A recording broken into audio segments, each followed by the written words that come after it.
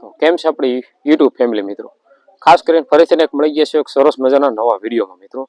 આજનો વિડીયો છે આપણા ગાય ભેંસની અંદર જ્યારે 4 આસળમાંથી 1 આસળમાં દૂધ જ્યારે ઓછું આવે તો શું વસ્તુ એવી કરવાની છે કે જે આપણા પશુને એક સરસ મજાનું રિઝલ્ટ પણ મળે અને આપણને ફાયદો પણ થાય.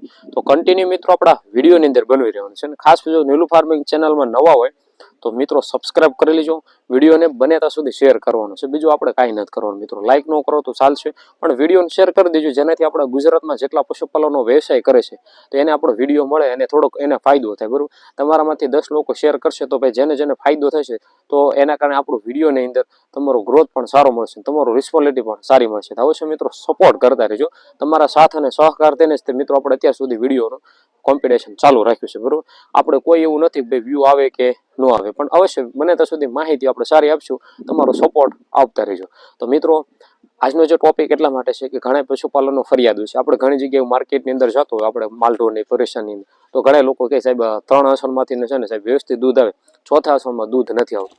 તો ઘણા લોકો ડૉક્ટરની ઘણી ટ્રીટમેન્ટ કર્યા હોય તો શું છે આપણે એક દેશી ઇલાજ આપી અને જો કદાચ ફાયદો થાય તો એના પશુને સરસ મજાનું રિઝલ્ટ પણ મળે તો એના કારણે આપણા કસ્ટમરને પણ શાંતિ થાય કે ભાઈને એવી વસ્તુ સારી રીતે દેશી ઉપાય છે એટલે કોઈ જાતની નુકસાનકારક હોતું નથી આપણી પાસે. બરોબર, તો હાલો મિત્રો તમને આજે માહિતી આપું ને આ જોરદાર છે અને રામબાણ એક ઇલાજ છે. ઘણા પશુપાલનને ફરિયાદ હોય તો અવશ્ય મિત્રો આ વિડીયો જોજો એટલે તમને વિડીયોમાં ખબર પડશે. બરોબર, તો જ્યારે કોઈ પણ ગાય ભેંસ મિત્રો હોય, ગાય ભેંસ અથવા કોઈ પણ ગાય ભેંસ એને જ્યારે 4 આસળમાંથી 1 આસળમાં દૂધ ઓછું આવે તો તમારે આ વસ્તુ લઈ લેવાનું છે. આ વસ્તુ હંમેશા આપણો ઘરેલું ઉપાય છે.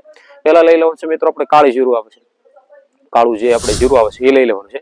અને કાળી જે આપણે તીખા લઈ લેવાના છે, આપણે તીખા મરચાં જે તીખા આવે લઈ લેવાનું છે. આ બે કાળી જીરું અને કાળી મરચી આ બે મિનિમમ આપણે છે ને 500 ગ્રામ લઈ લેવાનું છે. બરોબર, બીજું છે મિત્રો સાકર અથવા મિશ્રી બે તમે લેવો. સાકર તમે લઈ શકો છો મિનિમમ 200 થી 250 ગ્રામ. આ ત્રણ મિત્રો આપણે વ્યસ્ત રીતે છે ને એક પાવડર કરી નાખવાનું.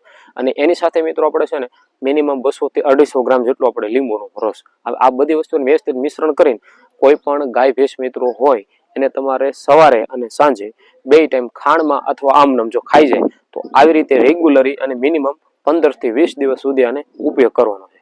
આ જો ઉપયોગ કરશો ને તો અવશ્ય ને અવશ્ય જો કોઈ પણ ગાય ભેંસને જે આસળમાંથી દૂધ ઓછું આવે છે, પ્લસ અમુક જે ઇન્ફેક્શન છે, વાયરસ અમુક પશુની અંદર રહેતું હોય તો એ પણ ઓછું રહે, પ્લસ આપણા પશુની અંદર તંદુરસ્તીપણમાં પણ સુધારો થશે. અને ભાઈ કાર્ગલચિત વસ્તુ છે, આયુર્વેદિક ફોર્મ્યુલો છે, ઘરેલું ઉપાય છે મિત્રો, અવશ્ય ટ્રાય કરજો.